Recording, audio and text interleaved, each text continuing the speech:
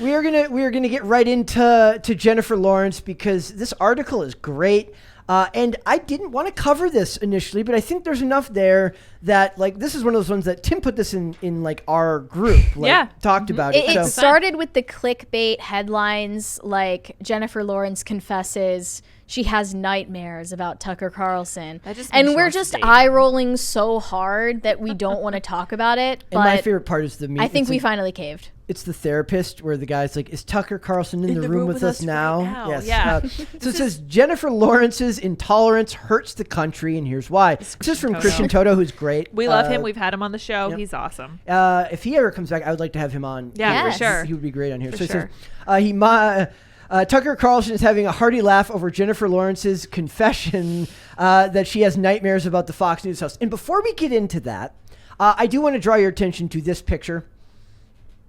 On screen. Yeah. It says, I have nightmares about Tucker Carlson, and then it's 4 pictures. If you're Harvey listening, Weinstein. If you're listening in the Spotify, it is Jennifer Lawrence and Harvey Weinstein partying and palling up with Harvey Weinstein.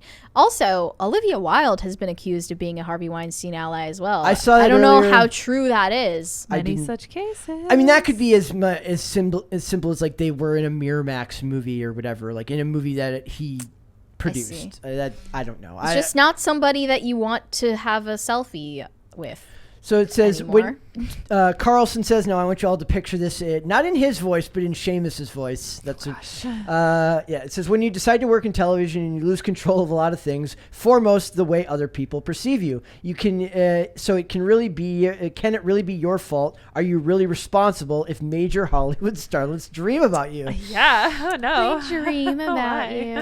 Or the green M&M. You can't blame Carlson for leaning into her confession. It's laughing matter for the rest of us. And he's right. This is a problem where people are literally walking away from their own family members, their own flesh and blood, over politics. They view this as a sign of moral strength. Yes, and sadly, because celebrities are now the models, the ethical models that people have in their lives, that's a sad thing, but it's true.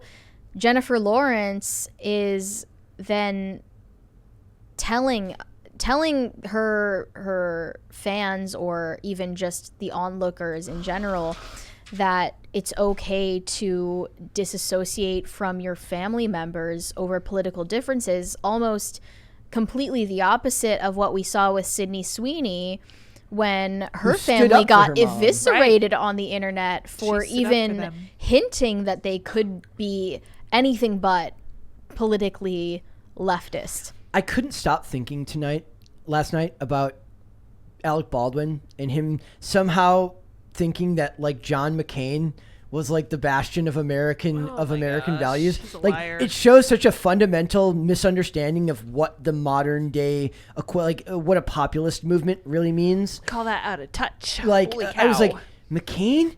Really? Like, did you like write this in a speech with the blood of children? What are you talking about? So it says we're living it day by day, fractured friendship after fractured friendship. The country is splintering from tribalism run amok, fed by a corrupt press and hyperbolic polls politicians. Okay, on both sides. I would have. Yes. Okay. Not a term that I see. Okay. Then he goes in. He talks about Biden, who declared war on half the country before walking it back the next day. Late night television is so divisive that it abandons jokes to score partisan uppercuts. The problem with that is they don't make jokes to make you laugh. They make jokes to make you clap. That is not humor. Claps, not laughs. Yes, it's not. That's not how it's actually supposed to be. The Hunger Games star's new Vogue interview, which got picked up by every media outlet imaginable, finds her dumping gasoline on the culture war fires. She says, "I worked so hard." This is the part that really bothered me. Says, I worked so hard. Just completely demonizing her dad. I worked so hard in the last 5 years to forgive my dad and my family and try to understand. It's different. The information they are getting is different. Their life is different, Lawrence said. I've tried to get over it, and I really can't. Emphasis added. She says, I'm sorry, I'm just unleashing, but I can't F with people who aren't political anymore. You live in the United States of America. You have to be political. It's too dire. Politics are killing people. Look, I don't have to be anything. That's right. You can't anything that Jennifer Lawrence tells me. What is what is the opposite of political? Anti-political. I am not handsome enough to be a himbo, but if I wanted to be a himbo and not give a crap about politics, I can do that. And it is not a bad thing. It's not. She continued, I don't want to disparage my family, but I know that a lot of people are in a similar position with their families. How could you raise a daughter from birth and believe that she doesn't deserve equality? How? What does that mean? No one knows what that means. What does that mean? Obviously, to her, it means something entirely different than it means to her family. And she didn't even say that her family is right-wing or conservative in any way, just that they are apolitical, and that's not good enough for her because they have to be in lockstep with her and the rest of her peers in her essentially her workplace. Did you see the part about where she talked about, like, I would send my parents, like, a rapid fire set of texts with, like, stories about stuff that, like look at this, look at what they're doing, and then they wouldn't respond because I'm sure they're just like, we don't care, we love you either way. And that's not reaching out to communicate about anything. And that's one-sided. So she would send all these rapid fire texts, like, look at what evil Drumfler is doing here, look at what evil Giuliani's doing here, and then, like, she would calm down and send him pictures of the baby. Now, this is what I'm talking about. This is a symptom of social media where you feel that you need to make that post because you need to get your point across and you need to say it right this second.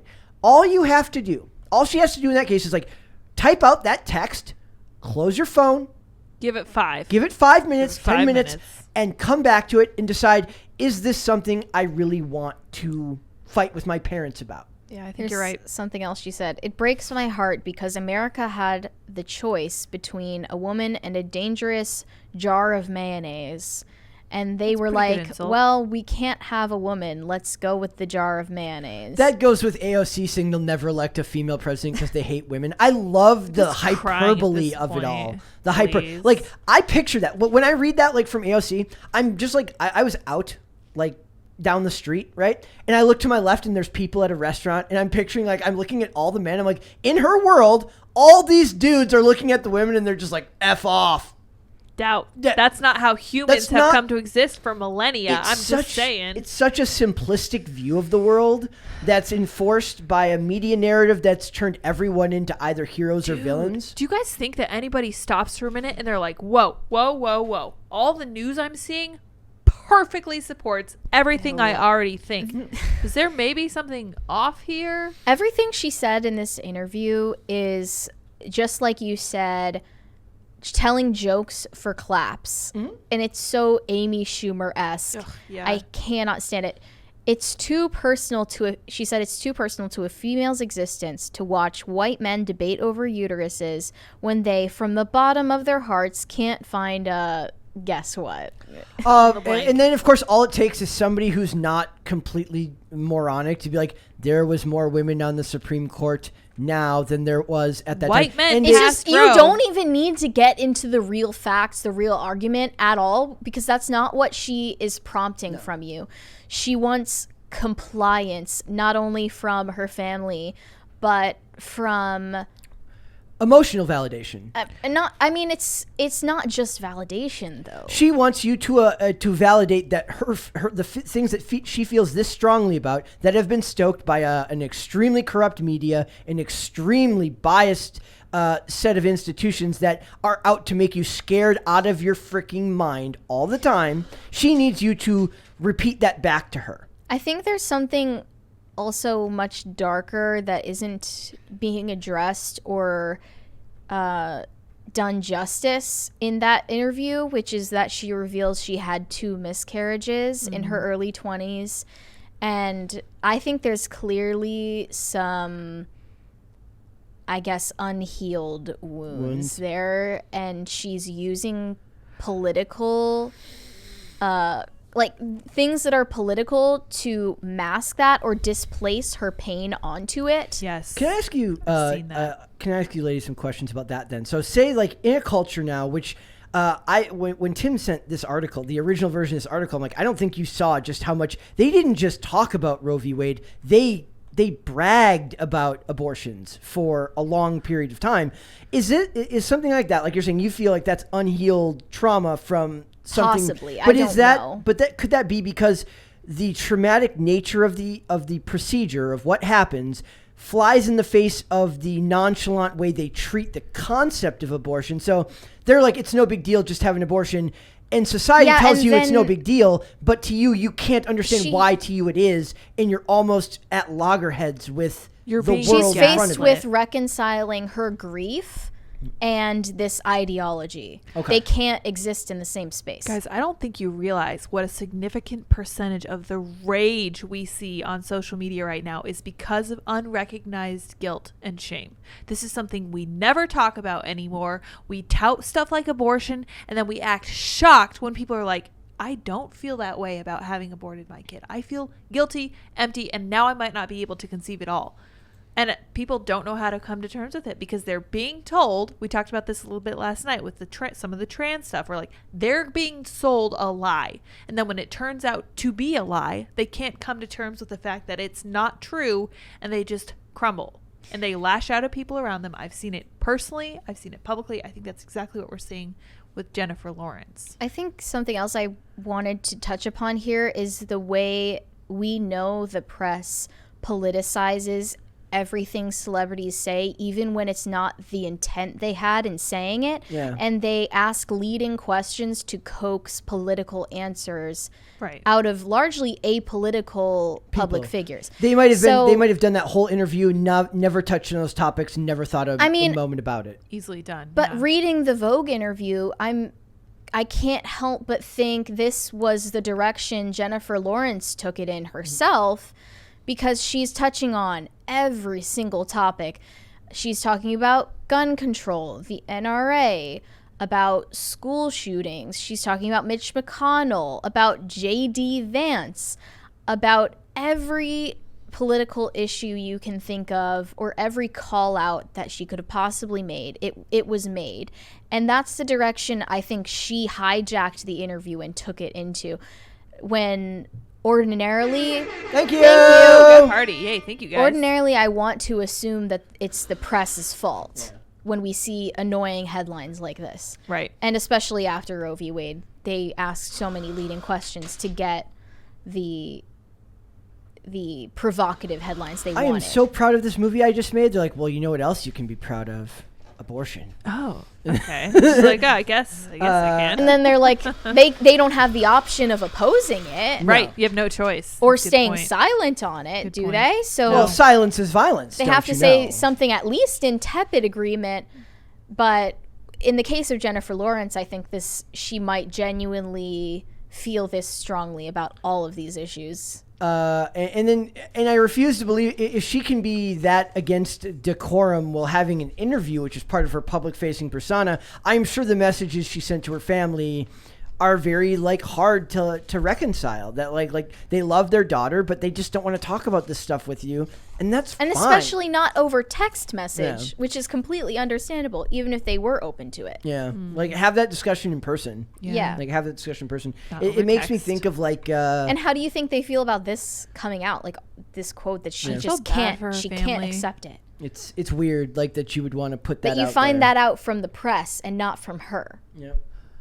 So it to me is another case of a celebrity who's just kind of broken by the world we're living in right now. I do believe that there's we talked about Timothée Chalamet's I think the world's coming to an end because of social media, and we heard something vague like that. Mark Ruffalo saying, the world, I don't know if I'm going to be here in 5 years to make movies because AOC said it the other night. What so if I'm not alive? This is her way of making that same point. Like it feels like this is the symptom. This is a symptom of the world world that's falling apart around a lot of these people because their minds are kind of being broken by the media and the inability to think differently from your peers. You're kind of locked in this torturous repeating cycle of like being fed information, only being allowed to have one viewpoint about said information, being asked questions about yourself, which then entails that information in which you then have to parrot that back. You're not allowed to be quiet. You're not allowed to be apolitical. I almost feel bad for them in a way. It is in a way driving them insane. It is driving them crazy. I feel bad for them. Yeah, it's sad and it's hard to watch. And I do feel bad for Jennifer and her family. But at the end of the day, I'm like, you need to take a step back and be like, where is the problem coming from? You can sense that her derangement is causing fractures in her personal relationships. Right. I can't imagine. And it's a model right. for ordinary people. Yeah. Who don't have anyone else to fall back on. I can't imagine being her dad and reading this and like, what do I need to be forgiven for? Oh, right. Thinking differently from your daughter. The idea that he even needed forgiveness that was is something she projected onto him. Yeah. That was what, well, it shows you where the starting point is. There is no middle ground to them. They're right. This is the original sin. Yes. Is to have a different thought, honestly. So just remember this when getting to talk about these celebrities that think that they know everything and want to tell you how to live your life. One of the easiest ways you can tell whether somebody that you can listen to is whether they actually want to allow you to have an opinion and not demonize you for having that opinion. Right. So exactly. Thanks for watching this clip, guys. If you want to see full episodes or follow us on social media, links are in the description below. Bye.